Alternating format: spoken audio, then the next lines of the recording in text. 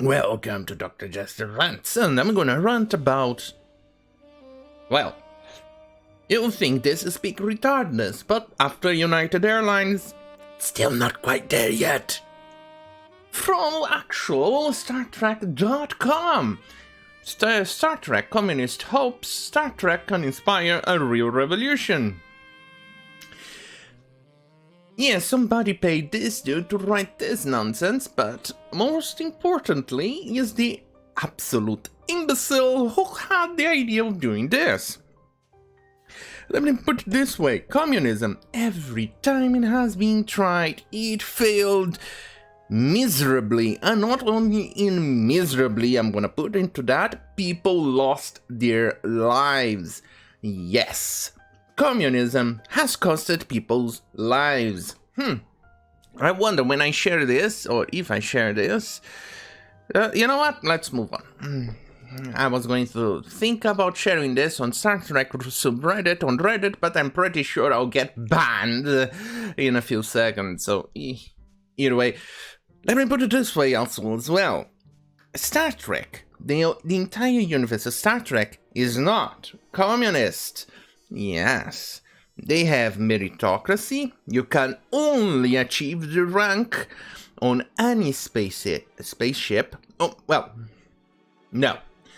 Let me separate here. Real Star Trek before,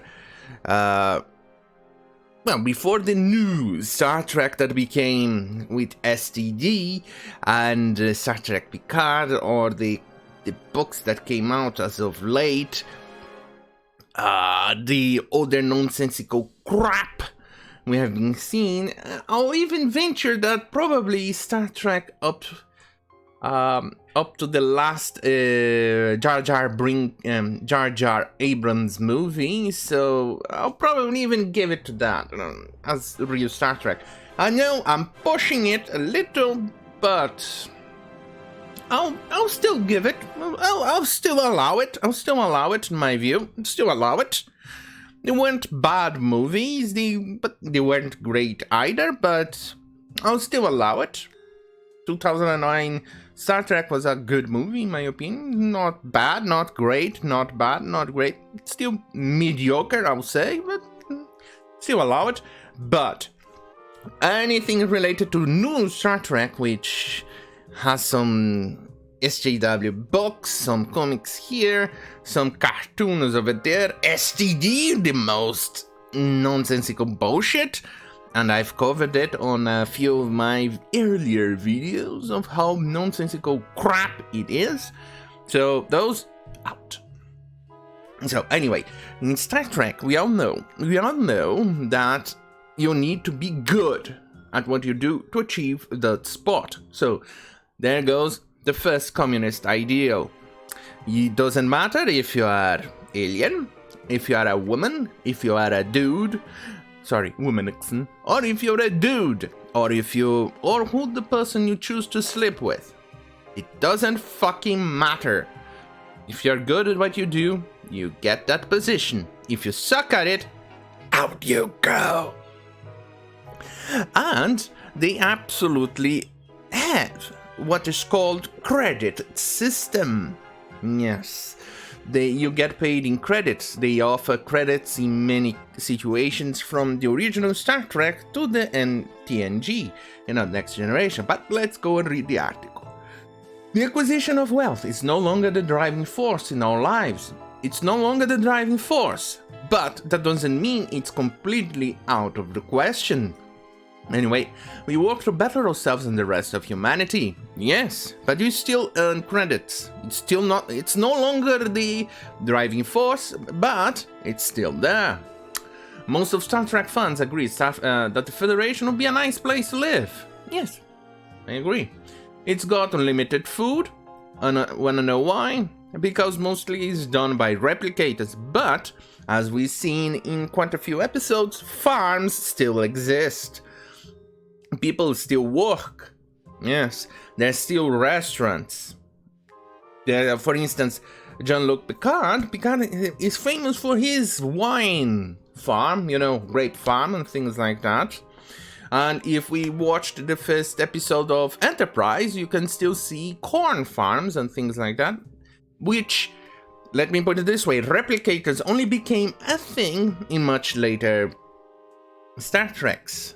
Now, much later years. For instance, in Enterprise, you still had a cook to actually cook things. And in Voyager, eventually, they ended up having to have a system of rationing because of the lack of prime material for the replicators. For instance, there are episodes in which Janeway even shows herself enjoying a cup of coffee, which was rare. And Neelix, if I think I got his name right, it's been a while since I watched Voyager, so that means I have to rewatch it. Eventually, because there's a lot of shit to watch as of late, and I haven't had the time. But either way, he brews, he cooks. He has a section. You know what? Let's go.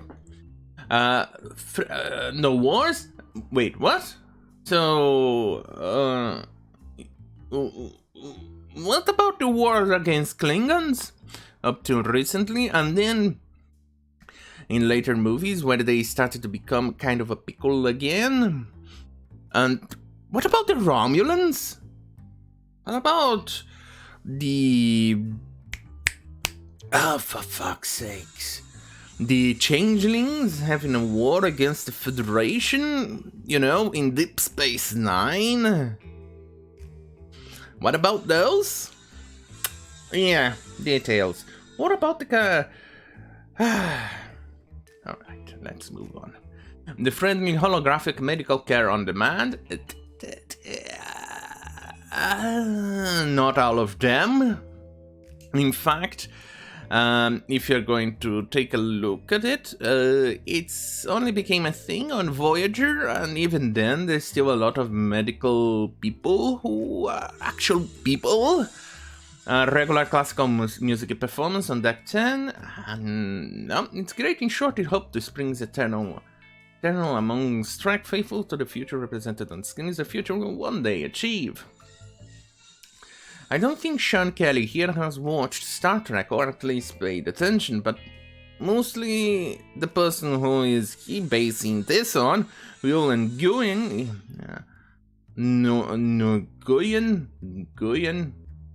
Will, let's call him Will.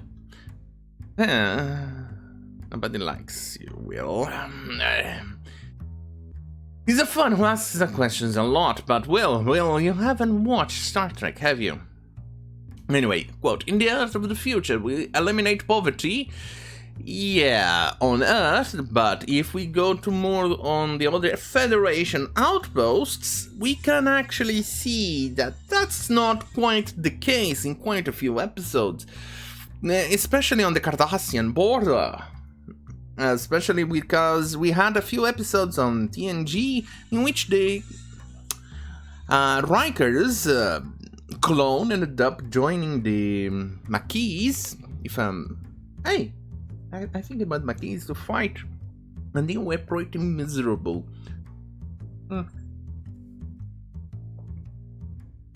Anyway, hunger, homelessness. Don't I recall a certain security officer having problems with homelessness? In the first season or two of Star Trek The Next Generation, I actually hated her. To a point I even celebrated, oh my god, she's gone. And then my favorite Klingon joined in. I loved him. Anyway, all the stuff that's hard to still talk about, it's paradise on Earth. Yes, on Earth. You get out of Earth and it's not quite as paradise as you'll like it to be. And Goyen says, how do you actually achieve a one world government? There is no one world government. There's still France. They still talk about America in multiple episodes, especially in The Next Generation. Even Jean-Luc Picard mentions how he's fond of France. But with no national borders? What? Where we have eliminated poverty on war and hunger and disease? That's not quite true. And disease, that's still quite prevalent. Sure, they have eliminated some of the common diseases we have today. And they even talk about common headaches on the original series where that has been eliminated. And they even mention how it's the medicine we take for the headache simply masks the pain of the headache, but the problem is still there, and that's still true on this today. But disease is still there. There's still problems with diseases in the alien diseases and things like that. So what in the actual fuck is this guy talking about? It's a pretty significant gain, pretty significant achievement. What? Has this guy even watched actual Star Trek in his entire life? Or is he just skimming through to the uncomfortable bits of Star Trek? Anyway, that's the thing. Star Trek is very detailed about the makeup of that utopian future, but not clearly on the assembly. We've got the Bell Rioters coming up in 3 years, give or take, and sometime in the next 40 years we've got World War III to contend with, possibly featuring genetically augmented Superman. Yes, there's also the fact that back in those days, we didn't know of any other intelligent life form on the planet. That took a certain Cochrane drive to actually go in space and grab the attention of the Vulcans to, hey, those monkeys, they... Okay, why am I talking like an elder? Yeah. Those monkeys. No. Sorry. It's a joke. Oh, those humans have achieved space travel. That's a logical conclusion. Let's go and visit them. Hello, people of Earth. I'm kidding. Mixing up quite a few of the science fiction shows in there just for the lols. Anyway, possibly featuring although what I'm talking about here, Star Trek First Contact. Ultimately, first contact with an alien society before we are off to the races. We've got pieces, but no way of fitting them together like an IKEA dresser without an instruction manual. Well, maybe because it's just a TV show. Is that it? Because every time humanity has tried communism, millions of people have died. Anyway, we'll probably need more than a complimentary Allen wrench to put this off, and Goya thinks he has the answer. Communism! Well, why don't you go and try Chinese communism? It sure as well. It's gonna... Wait. There you go. There you go. Now, well, why don't you try communism?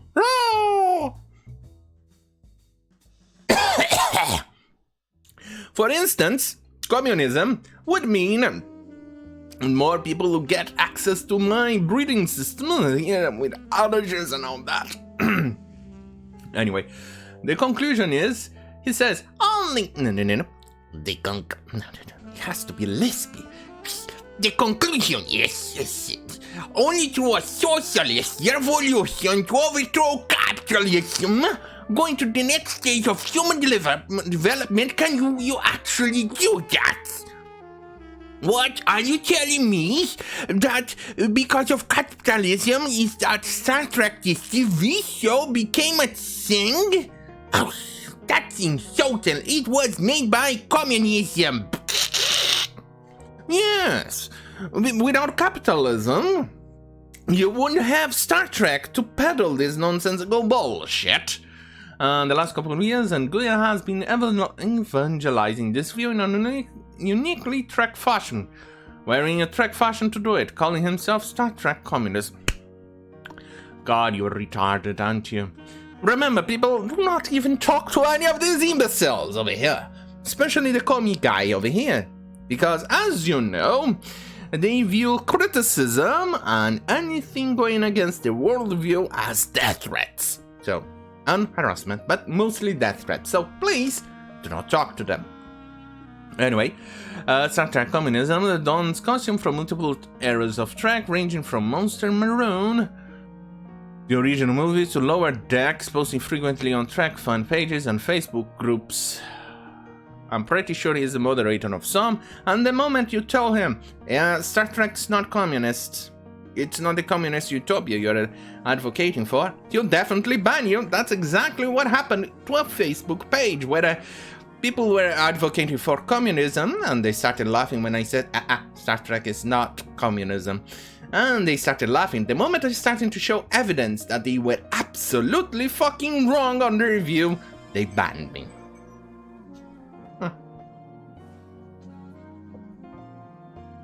Anyway, his preferred pose is toasting the camera with a blue beverage that's probably not Romulan ale.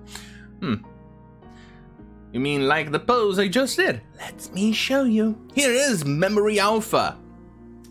United Federation. Federation credit was a monetary unit used by the United Federation of Planets. Although it was stated on more than one occasion that the economy of the future was very different and that money no longer existed on Earth from as early as 22nd century or in the Federation as late as 24th century, this medium exchange did still exist within that period. Yes, there's still quite a few contradictions on. And let me say it, despite saying that there's still no money, but they still use credits, since this is just a TV show, there's quite a myriad of contradictions, especially within the original series with the Next Generation. But even then, within the Next Generation itself, they still had contradiction in multiple ways, in multiple things. It's normal, from the Federation existing to other things, and it's a myriad, but it's happened. It's a TV show, so you have to just ignore those things. But still, Engineer Desal famously wagered credits to Navy beams that the USS Enterprise could penetrate the force field within the post-drive, the original series. Later the same year, Uhura offered a tribble for 10 credits by a bartender in Deep Space Nine. Jesus Christ. Deep Space Station K7, not this. Jesus Christ. Why am I thinking of Deep Space Nine? No. Every time he talks about platinum, I think of Deep Space Nine. I'll leave you to that why. Anyway, a border outpost in the edge of Federation space later received one gratis from Federation citizen Cyrano Jones. 22nd Federation placed a bounty of 100,000 credits on Harry Mudd. Harry Mudd was selling love potion crystals. Most a century later, Federation will have paid Bazanian Planetary Republic, a non-Federation government, 1.5 million Federation credits as a lump sum, and then 100,000 credits for every Bazanian year for the rights to the Bazan wormhole. The transaction never transpired once the wormhole instability became apparent. Yes, there you go. Like I said, there's contradiction and things like that, but this still doesn't mean it's actually communism. And you can actually see here. Oh, look.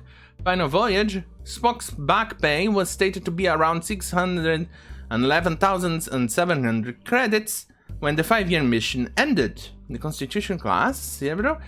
By the time I joined TNG, Gene had declared that money was infantilely did not exist in the Federation. But, as you saw, like this. It's a TV show. Contradictions is going to exist, but that doesn't mean the Federation is communist. The absolute nonsensical bullshit. Let's go on. Attending conventions and his collection costume, connecting with other fans. Yeah, I'm pretty sure is that he is not very bright in that regard. But let's go on.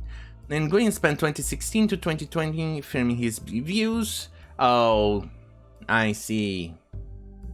He's one of those people who got triggered to the absolute shenanigans that a certain president got elected. And on the Zoom is right behind it, he says they were told that they were sort of go to school, think this, that, but then you get a job. And the reality is post-scarcity. That is, we actually already live in a oh, yes, in a post-scarcity world. No. It's not that there's a misery everywhere, not that there is a misery where in the shithole I live in. No, there's no people actually breaking their backs in farming for stuff. What the fucking moron? Does he even live in the real world? Does he even understand how things are made? And how things from a simple seed you need to actually care and nurture it to become the wheat that you then have to bake on your goddamn fucking pizza that you eat and then say, oh, we live in a post-scarcity world. We live in a post-scarcity world. What the fucking moron?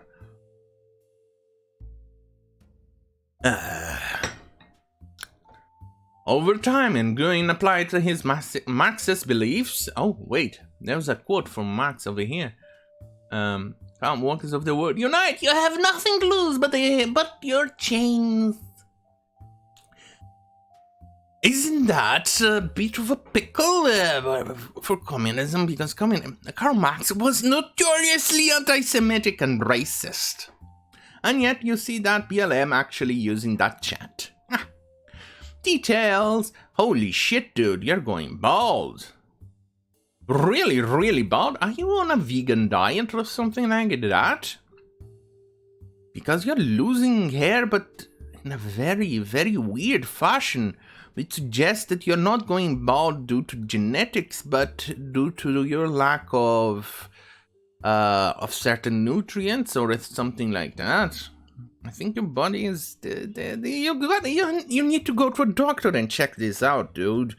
And I mean it on a very, very friendly way, not in an insulting way in this case, dude. Seriously, go check it out. For Will, StarTrek serves as a valuable common metaphor to discuss politics with like-minded people. Yeah, I'm pretty sure you're gonna ban anybody who says you're wrong on that, but you know, he's very proletarian. He will says his ancestor was Sean O'Brien. You're a man. If you didn't have to worry about putting food on the table, that's why people gravitate towards Star Trek. They look at stars. You know what? This is longer than I think it's going, and this thing is absolutely retarded.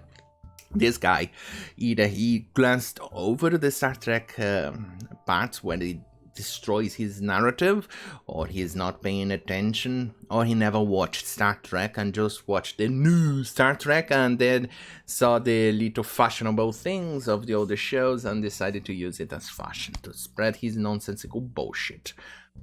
Yeah.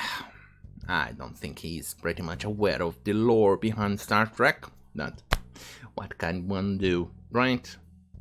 Either way, if you like the content you're seeing right here, stay right here. Do not forget to lick. My English is getting completely goddamn fucking wiped because of nonsensical like this article, but don't forget to lick the like button. The thumbs up or like button, or if you remember, fuck you, YouTube. Don't forget to like, share, and subscribe on youtube.com/Dr. Or if you like the spicy and unique content, from beatchute.com/Dr. or minds.com/Dr. Whew, boy, this was retarded. Anyway, thank you for watching. Have a very good night. Live long and prosper. And do not forget, in the far, far future, there is only war.